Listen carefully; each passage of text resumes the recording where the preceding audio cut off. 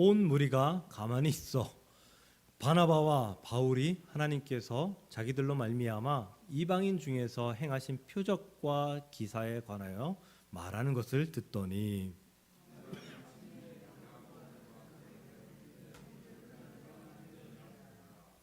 하나님이 처음으로 이방인 중에서 자기 이름을 위할 백성을 취하시려고 그들을 돌보신 것을 시므온이 말하였으니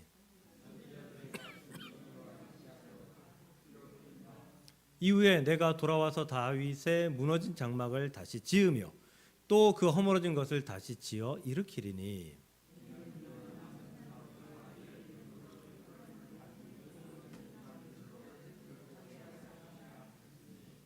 즉 예로부터 이것을 알게 하시는 주의 말씀이라 함과 같으니라.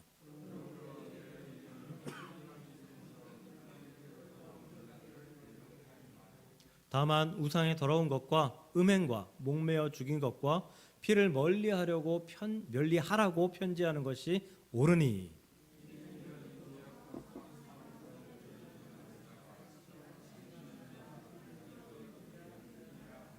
아멘. 아멘. 네, 오늘 예수님의 사람들 16번째 말씀, 예수님의 형제 야고보에 대해서 말씀 전하겠습니다. 많은 은혜가 있기를 축복합니다. 야고보, 예수님의 사람들 하면서 벌써 세 번째입니다.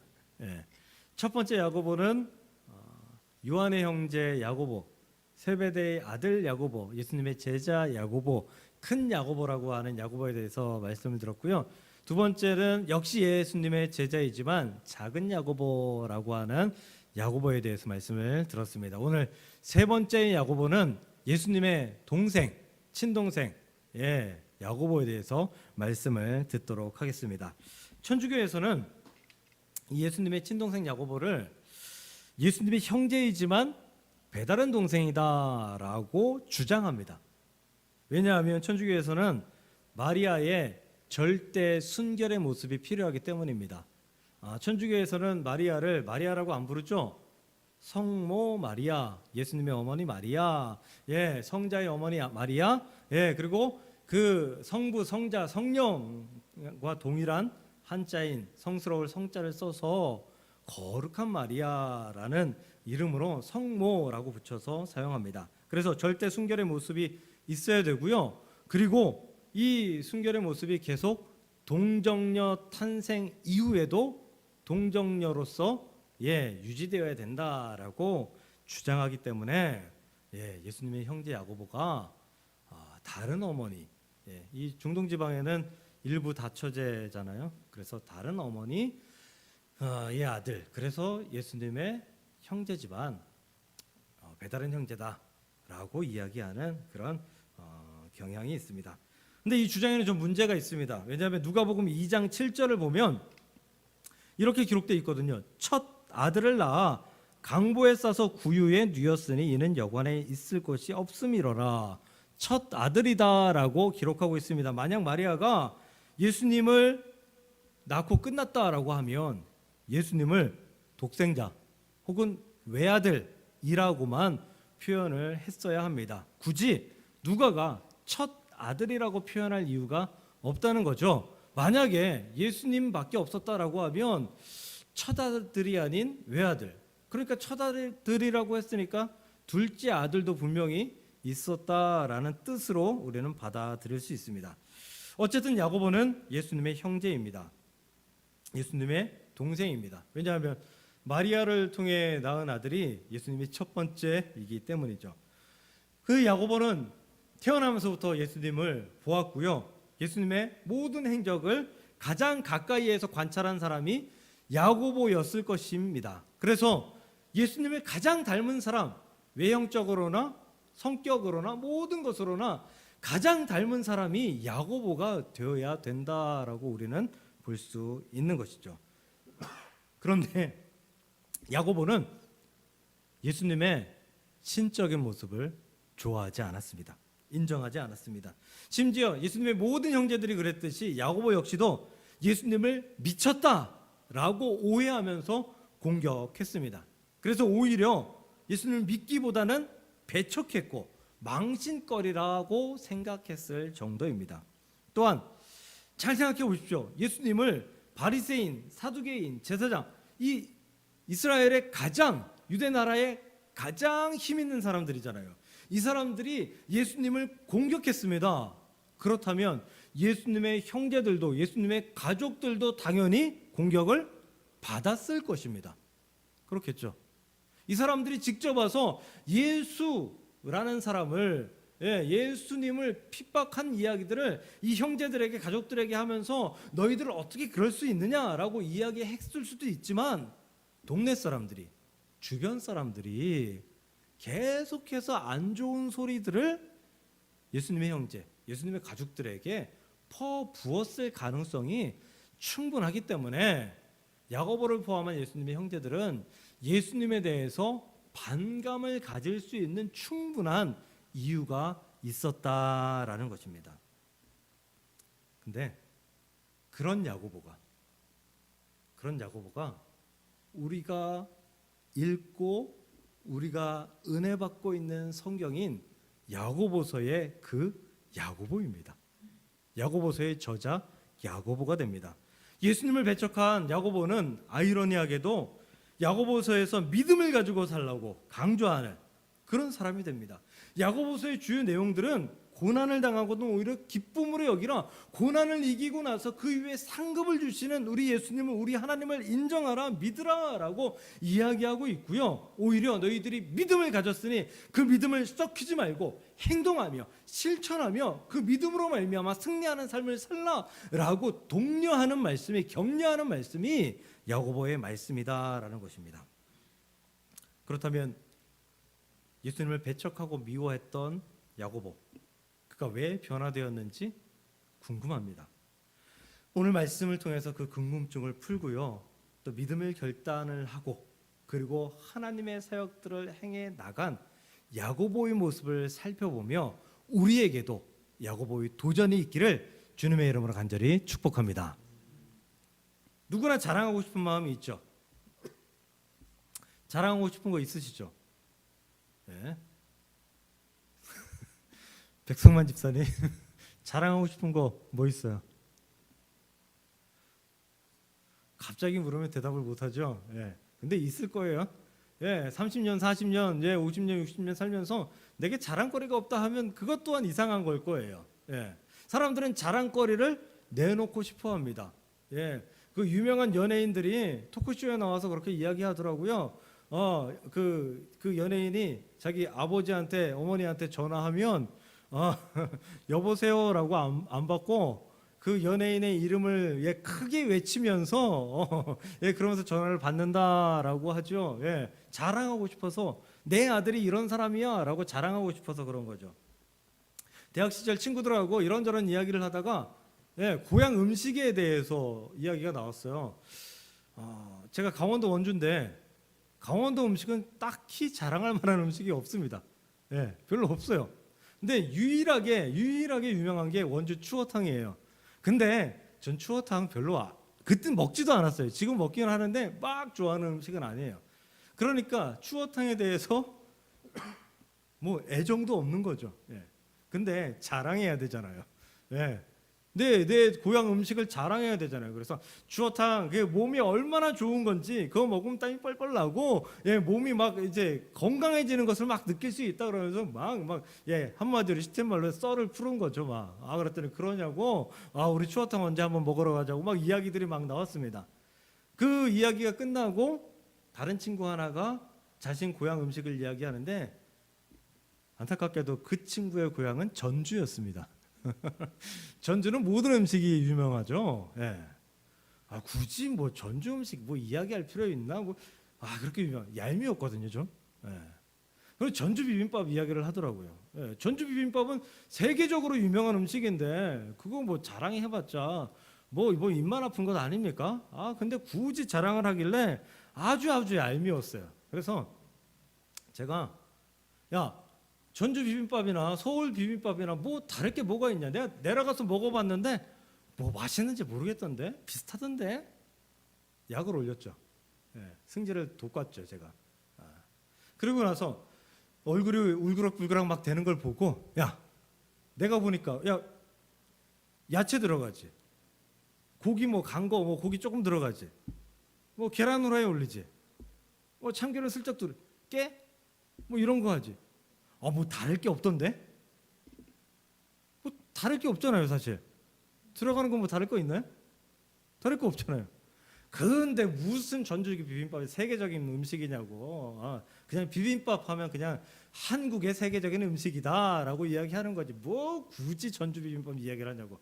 막 쏴붙였죠. 그때 이 친구가 열받았어요. 성질 났어요. 그랬더니 막 성질 나면 막 벌벌 떨잖아요. 예, 막 벌벌 떨더니, 야, 전주 비빔밥하고 서울 비빔밥하고는 처음부터 달라. 근데 처음부터 다른데 제가 설명한 것처럼 다른 게 뭐가 없잖아요. 전주 비빔밥은 그리고 다른 걸 생각하니까 생각나는 게 없어요. 예. 그래서 전주 비빔밥은 하더니 한참 있다가, 야, 이 참기름을 밑에 깔어. 그러더라고요. 참기름을 밑에 깔고 서울 비빔밥은 참기름을 위에 두른다 이거예요. 근데 비빔밥 어차피 섞어 먹는 거 아니에요? 밑에 깔건 위에 깔건 어차피 섞어서 같이 먹는 건데 그 뭔 차이겠어요. 그 친구 말하고 창피해서 도망갔습니다. 예. 자랑하고 싶은 게 있고 자랑거리가 있는데 그 자랑거리를 못하게 하고 그 자랑거리를 막 이제 업신여기면 화가 나요. 예. 자랑 못하게 하면 화가 나요. 나한테는 그게 프라이드인데, 내가 그게 얼마나 자부심인데, 자랑거리에 상처 입으면 혼란스럽게 됩니다. 심지어 자랑거리를 말하지 못하게 하면 병이 됩니다. 임금님 귀는 당나귀 귀. 예. 이건 뭐 좀 다른 이야기다라고 생각할 수도 있지만, 야, 그거 혼자 하는 거잖아요. 네, 죄송합니다. 저 기침하지 말라고 기도 좀 해주십시오. 이거 혼자 하는 이야기잖아요. 그러니까 야, 내가 임금님 모자 맞추면서 봤는데 귀가 당나귀 귀더라. 야, 나만 그거 봤어. 자랑하고 싶은데 못하니까 병 나는 거예요. 말하고 싶으니까 못하니까. 옷 한 벌 사면 친구들 만나서 자랑하고 싶죠. 여자분들 그렇잖아요. 예. 근데 내가 옷 한 벌 딱 사가지고 나갔어요.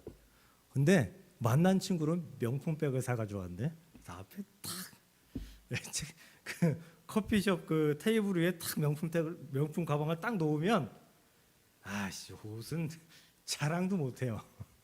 자랑할 수 없어요. 그럼 짜증 납니다. 괜히 만났네. 짜증 나기 시작합니다. 내가 자랑거리가 있는데 자랑하지 못하게 하면 짜증 나고 화납니다. 자랑할 기회를 놓쳤기 때문이죠. 국회의원들 금배지 절대 안 빼잖아요. 그거 하나밖에 안 줄 텐데 하나일 텐데, 양복 갈아입을 때마다 뭐 꼽을 거 아니에요. 바꿔 꼽을 거 아니에요. 네, 우리가 자랑할 게 있는데 자랑하지 못하게 되면 너무 답답합니다. 성질납니다. 짜증납니다. 그 자랑하지 못하게 하는 사람 밉습니다. 근데 오늘 야고보는 예수님의 형제잖아요. 자랑할 게, 야, 내가 예수님의 동생이야 라고 하면 그거 얼마나 큰 자랑이에요. 안 그래요? 야, 내가 태어나 보니까 예수님이 형이던데? 나는 이 정도야.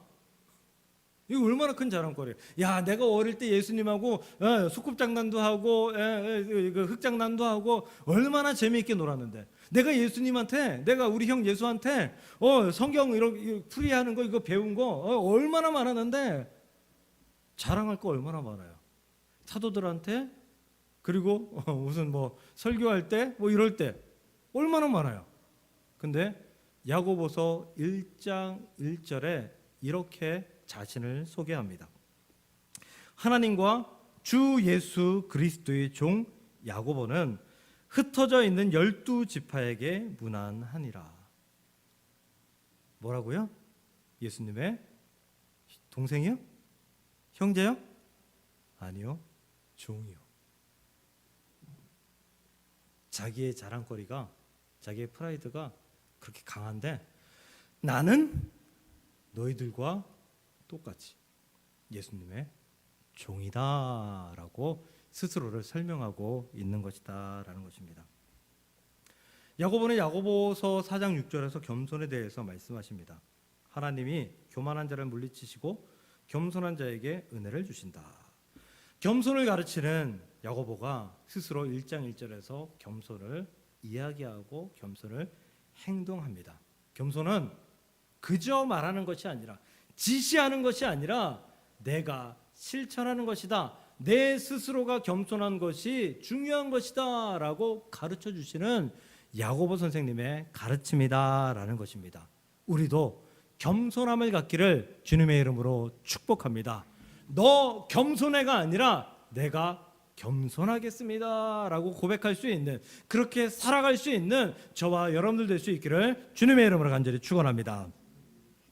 권사님 두 분과 함께 한 가정에 신방을 갔습니다. 이런저런 이야기를 하다가 권사님 한 분한테, 권사님 예배 드릴 때 대표 기도 좀 부탁드려요. 네, 제가 나중에 예배 중간에 그냥 갑자기 시키면, 부탁하면 당황하실까 봐 그렇게 말씀드렸거든요.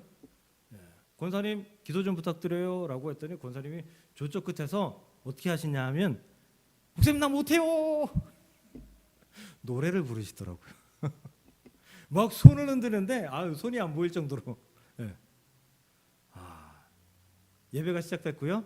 기도 시간이 되었습니다. 아무개 권사님 기도하겠습니다. 조용합니다.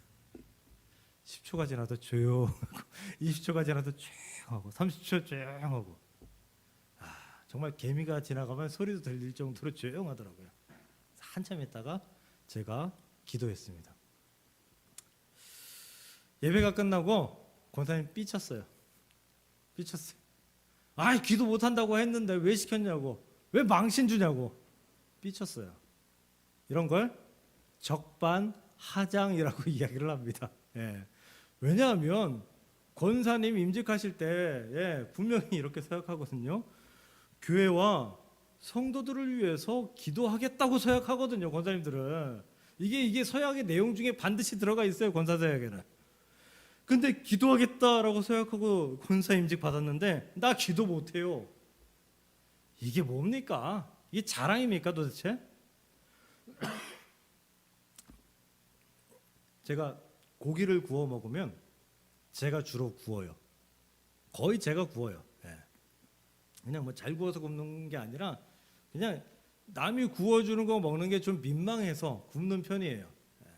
근데 전에 교회에 있을 때 가끔 고기를 구워 먹는 경우들이 있었는데, 그러면 담임 목사님, 저, 그리고 담임 목사님 사모님, 뭐 또 관리 집사님, 또 사무간사님, 뭐 이런 식으로 한 5-6명에서 구워 먹거든요. 그럼 두 테이블에서 구워 먹으면 제가 주로 구워요. 몇 년 동안 제가 구웠어요. 근데 몇 년 동안 굽다가 어느 날 짜증이 나더라고요. 저만 구우니까 짜증 나는 거예요. 오늘은 나 안 구울 거야. 이런 마음이 들어서 죄송합니다. 마음을 그렇게 못되게 써서 그런 마음이 들어가지고 안 구웠어요. 집게를 집지도 않았어요. 그랬더니 어떤 사태가 벌어졌냐면, 제 앞에 계신 담임 목사님께서 고기를 구우십니다. 더 민망해졌죠. 더 민망해졌어요. 그래서 제가 옆에 있는 집사님한테, 집사님 저 오늘 손이 아파서, 손이 좀 불편해서 오늘 고기 안 구우려고 하니까 집사님 좀 구우세요. 목사님 구우시는 게 좀 그렇잖아요. 집사님 좀 구우세요. 그랬더니 집사님이 나 고기 못 구워요. 한 번도 안 구워봤어요. 자랑입니까 도대체? 목사님하고 담임 목사님하고 둘이 만약에 고기 구워 먹으면은 담임 목사님이 고기 구워주는 거 혼자 죄송합니다, 처먹기만 할 겁니까? 아니잖아요 그거는. 내가 한번 구우면 자기도 한번 구우려고 하고 뭐 이런 게 좀 있어야 되는 거 아닙니까? 서로 굽겠다고 해서 제가 구우면 이건 뭐 이제 위신도 서고 서로 우애도 좋아지고 이런 거 아닙니까? 그런데 맨날 한 사람만 구우면 마음이 좋지 않습니다. 고기 못 굽는 게, 안 굽는 게, 얻어먹는 게 자랑입니까 도대체? 우리는 저 잘 못해요. 저 능력이 없어서요. 저 부족해서요. 아직은요. 하는 게 겸손인 줄 알아요. 근데 그것은 교만입니다. 나 지금은 못해요. 제 능력이 없어요. 저 부족해요. 제가 좀 더 있다가 할게요. 제가 제가 할 일이 너무 많아요. 우리는 하나님 앞에 예수 그리스도를 믿는 순간 하나님이 최우선이다라고 말씀하며 기도합니다. 하나님께서 말씀하시면 순종하겠다고 말씀을 듣고 기도합니다. 그런데 못한다고 하며 하나님 앞에 발뺌하는 경우들이 너무도 많다라는 것입니다. 나 못해요. 근데 해볼게요. 이게 겸손입니다. 제가 고등학교 1학년 때 한 6개월 동안 교회에 쉬었거든요. 정말 나가기 싫었어요. 쉬었어요. 그러다가 다시 나가게 되는데 다른 교회를 나가게 됐습니다. 이제 그 교회에서 제가 대학교 2학년 때까지 그 교회를 다 나갔는데 나간 지 한두 달 만에 성탄절이 되는 거예요. 그러니까 한 달여 있다가 거긴 전도사님은 안 계셨는데 그냥 선생님이 야, 너 이 뒤에다가 이렇게 붙여놓게 메리 크리스마스라고 크게 좀 써가지고 왔으면 좋겠다라고 하더라고요. 아니 제가 뭐 글씨를 잘 쓰는지 뭘 잘하는지 알지도 못하면서 말씀하시더라고요. 근데 저는 사실 자신은 없었거든요. 그런 거 해본 적도 별로 없고요. 제가 뭐라고 대답했을까요? 제가 거절을 잘 못하는 타입이라 네 해보겠습니다 라고 하고 글씨를 만들어 왔어요. 메리 크리스마스라고 크게. 그리고 이렇게 붙여놨어요. 뭐 못하지는 않았어요. 그렇다고 해서 굉장히 잘하지도 않았어요. 그냥 어느 정도 그냥 볼만하다 정도만 했어요. 근데 그거 해놓고 이거 누가 했냐? 제가 했습니다. 제가 했는데요. 근데 이제 성도님들이 보니까 처음 잘 못 보던 애잖아요. 잘 못 보던 애가 이렇게 해놨으니까 이 애가 우리 교회 잘 다녀야겠다, 잘 다니도록 해야겠다라는 마음으로 칭찬해 주신 거예요. 잘했네, 이쁘네, 보기 좋네. 그러니까 마음이 너무 행복해지는 거예요. 마음이 막 콩닥콩닥 뛰기도 하고 막 즐거워지기도 하고 나 정말 잘했나? 사진 찍어놓은 게 있었는데 뭐 그다지 잘하진 않았더라고요. 나중에 보니까. 겸손이라는 것은요. 저 못해요. 잘 못해요. 그런데 해보겠습니다. 하나님께서 말씀하시는 거니까 교회에서 말씀하시는 거니까 하나님이 감동 주시니까 나 해볼게요. 근데 잘 못해요. 근데 해볼게요. 하나님께서 도와주세요. 이게 겸손이라는 사실을 믿으시길 바랍니다. 야고보 선생님은 그렇게 말씀하시고 있는 거예요. 겸손하라. 나 겸손할게. 그런데 겸손한 자가 고난을 당할 때 어떻게 하느냐? 그 고난을 이기기 위해서 고난을 기쁨으로 여기고 나아가는 모습이 겸손한 모습이다 라고 우리에게 가르쳐 주는 것이다 라는 것입니다. 그러므로 사랑하는 성도 여러분, 우리 겸손을 착각하지 마십시오. 오히려 교만이다 라는 사실을 기억하시고 참된 겸손이 우리 안에 있고 그 겸손을 실천할 수 있는 저와 여러분들 될 수 있기를 주의 이름으로 축복합니다. AD 44년경에 헤롯 아그리파 1세가 유대인들의 그 인기를 사기 위해서, 환심을 사기 위해서 예수님의 첫 번째 제자 큰 야고보를 살해합니다. 칼로 찔러 죽이죠. 우리 말씀 들었죠? 성경에 기록되어 있죠. 유일한 순교의 기록이 거기 기록되어 있습니다. 야고보를 죽이고 그 이후에 베드로를 잡아옵니다. 그리고 옥에 가두어 놓죠. 그리고 베드로는 그 옥에서 잠듭니다. 코를 고면서 잡니다. 다음날 죽게 되어 있는데 그때 천사가 나타나서 베드로를 걷어차면서 깨워가지고 탈옥시켜 주죠. 그리고 나서 제자들이 모여 있는 곳에 가고 거기서 이제 만남을 하고 그 이후로 이 베드로는 이 예루살렘을 이 로마를 도망갑니다. 피신한 거죠. 하나님께서 피신하게 하신 거죠. 그때는. 그때에 베드로가 이 예루살렘 교회의 지도자였는데 자기가 사도들을 만나면서 사도들한테 교회를 부탁하고 가야 될 거 아니에요. 그때 누구에게 부탁하고 맡겼는가? 누굴까요? 그렇죠. 오늘 왜 말씀을 제가 이렇게 하겠어요? 오늘 말씀의 주인공인 야고보에게 맡깁니다. 야고보가 예루살렘 교회의 지도자가 됩니다. 그래서 예루살렘 교회를 치리합니다. 다스립니다. 말씀을 전하고 성도들을 섬기고, 그리고 그때에 예루살렘 교회의 부흥이 엄청나게 이루어진 것을 보여주게 됩니다. 탈출한 베드로는 그 헤롯 아그리파 1세가 죽게 되자 다시 돌아옵니다. 돌아와서 그동안 있었던 사역들을 보고하거든요. 그 보고하는 내용이 오늘 이 사도행전 15장의 말씀이에요. 이게 예루살렘 공유회인데요. 이 예루살렘 공유회에서 베드로, 오늘 말씀에서 시몬이라는 사람이 나왔죠. 그 사람이 베드로예요. 베드로가 거기에서 말씀을 전합니다. 이게 자신이 행해왔던, 자신이 겪었던 것들을 이제 보고합니다. 그것의 가장 중요한 내용이 뭐냐면 이방인 선교. 하나님이 이방인들을 들어가지고 사용하신 모습들에 대해서 말씀을 하는 거예요. 그랬더니 여러 가지 말씀을 다 하고 19절에, 오늘 읽은 말씀 19절에, 그러므로 내 의견에는, 여기서 내가 야고보입니다. 내 의견에는 이방인 중에서 하나님께로 돌아오는 자들을 괴롭게 하지 말고, 이방인들이 하나님께 돌아올 수 있도록 그 길을 터주고, 다만 우상의 더러운 것과 음행과 목매어 죽인 것과 피를 멀리하라고 편지하는 것이 옳으니. 유대인들의 결례, 이 세 가지 결례죠. 이것들을 하지 못하는 것에 대해서 그들에게도 알려주고, 그들이 그것을 지킬 수 있도록 그들을 권면하는 것이 우리가 좋겠다라고 결론 내리고 예루살렘 공유회를 마치는 거예요. 무슨 뜻이에요?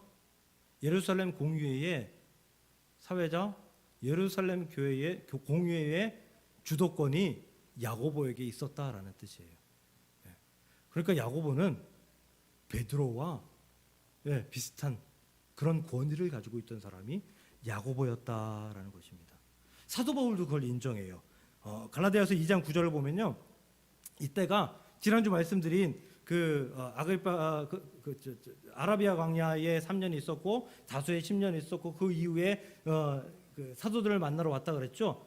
그때 만났을 때에 이런 고백을 합니다. 또 기둥같이 여기는 야고보와 게바와 요한도 내게 주신 은혜를 알므로.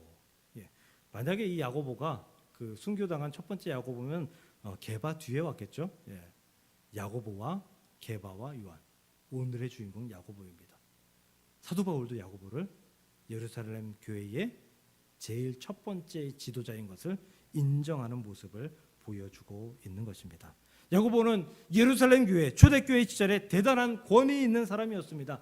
그런데 그가 더 대단한 것은 무엇인가 하면 예수님의 공생애 동안 예수님을 전혀 믿지 않은 사람이었다라는 것입니다. 누구와 비슷해요? 사도 바울과 비슷한 삶을 살아간 거예요. 예수님을 배척하고 예수님을 잡아오고 예수님을 미워하고 예수님을 믿지 아니하는 사람, 그 사람이 야고보였다. 그가 어떻게 회심했는지는 아무리 찾아도 없어요. 못 찾았어요. 모르겠어요. 그런데 어떠한 사건이 있었는지 몰라도 그는 회심해요. 회심하고 첫 번째 나온 것이 마가의 다락방 120문도 사이에서 예수님의 어머니 마리아와 그 형제들이 그 안에 있더라라는 말씀에서 야고보가 그 안에 있었다라는 것을 우리는 알 수가 있어요. 어찌되었든 그는 예수님을 믿게 되었어요. 그런데 급진적으로 믿게 되어서 마치 사도 바울처럼 예수님을 온전히 섬기게 되었고요. 정말 사도들과 거의 동일한 반열에 서서 하나님의 사역을 이루는 사람이 되었고요. 야고보서의 저자가 되었고요. 예루살렘 교회의 지도자가 되었고, 하나님의 사역들을 완성하게 되는, 이루게 되는 놀라운 역사들이 야고보를 통해서 이루어지게 되었다라는 것입니다. 우리도 하나님을 믿지 않았다가 회심한 사람들입니다. 야고보처럼 회심했는데, 야고보는 급격하게 달려가서 하나님의 완전한 사역자가 되었는데, 우리는 어느 단계에 지금 머물러 있습니까? 우리도 달려가야 하지 않겠습니까? 우리가 야고보처럼 예루살렘 교회의 지도자 같은 그런 엄청난 역할을 하지 못하더라도 우리가 그저 그 자리에 딱 멈추어서, 그 자리에 그냥 멈추어서 아무것도 못하고 오히려 퇴보하고 있는 신앙을 보여주며 나는 그저 그냥 천국만 가면 돼 라는 생각으로 신앙생활하고 있는 단계에 머물러 있지는 않은지, 그렇다면 회개하십시오. 그렇다면 다시금 여러분 예수 그리스도께 우리의 신앙을 고백하고 하나님 내가 내 자리부터 더 앞으로 나아갈 수 있는 겸손을 가지고 하나님의 사역들을 감당하며 나아가는 야고보와 같은 모습으로 나아가는 모습이 내 안에 있게 하소서. 내가 그렇게 걸어갑니다 다짐하며 나아갈 수 있는 우리 모두가 될 수 있기를 간절히 소망하고 축복합니다. 야고보 선생님도 순교합니다. 전승에 따르면 두 가지인데요. 한 가지는 돌에 맞아 순교했다라는 전승이 있고요. 또 한 가지는 예수님을 핍박하는 무리들이 그리스도인들에게 성도들에게 야고보가 예수를 믿지 말라라는 말씀을 전하도록 종용합니다. 그렇지 않으면 너를 죽이겠다 종용합니다. 그때 야고보 선생님은 성도들을 모아놓고 그들 옆에서 오히려 고난을 당하거든 기쁨으로 여기고 반드시 이겨내거라라는 말씀을 전하였다라고 합니다. 이에 분노한 대적자들이 야고보를 데리고 잡아다가 성전 꼭대기에 올라가서 떨어뜨려 죽였다, 순교당했다라는 전승이 있습니다. 우리는 어떻게 보면 야고보 같은 그런 사람일지도 모릅니다. 야고보처럼 복음을 거부했던 사람일지도 모릅니다. 믿지 않았던 사람일지도 모릅니다. 그런데 여기까지 왔잖아요. 야고보처럼 더 나아갈 수 있기를 축복합니다.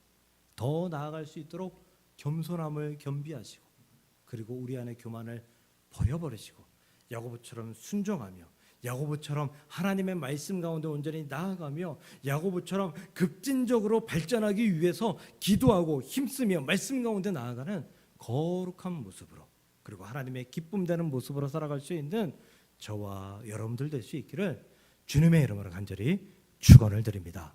기도하겠습니다. 하나님, 야고보 선생님이 어떤 인생을 살았는지 간략히 보았습니다. 그는 사도 바울같이 회방자, 핍박자였습니다. 그러나 예수 믿는 그 순간부터 그는 완벽하게 바뀌었고 그런 완벽하게 예수님의 사람이 되어서 사도들과 같은 예루살렘 교회의 지도자와 같은 놀라운 사역들을 이루는 거룩한 모습들을 우리가 보아옵니다. 아버지, 우리도 회심했는데 우리도 예수 그리스도를 영접했는데 아버지, 우리는 어디에 머물러 있습니까? 아니, 어디에 머물러 있다가 퇴보하고 있는 그런 모습을 가지고 있는 것은 아닌지요. 주님, 우리를 돌아보게 하시고 겸손함을 겸비하고 우리 안에 믿음을 가지고 하나님 앞에 나아가 이전보다 조금 더 나은 그리고 계속 더 나은 신앙 생활을 할 수 있도록 하나님의 사역을 이룰 수 있도록 주께서 축복하고 역사하여 주시옵소서. 그때 하나님 도우셔서 완전하고 완벽하게 하나님의 사역들을 감당하는 귀하고 복된 모습들을 소유할 수 있도록 우리 모두에게 역사하시고 인도하여 주시옵소서. 예수님의 이름으로 감사하며 기도 드리옵나이다. 아멘.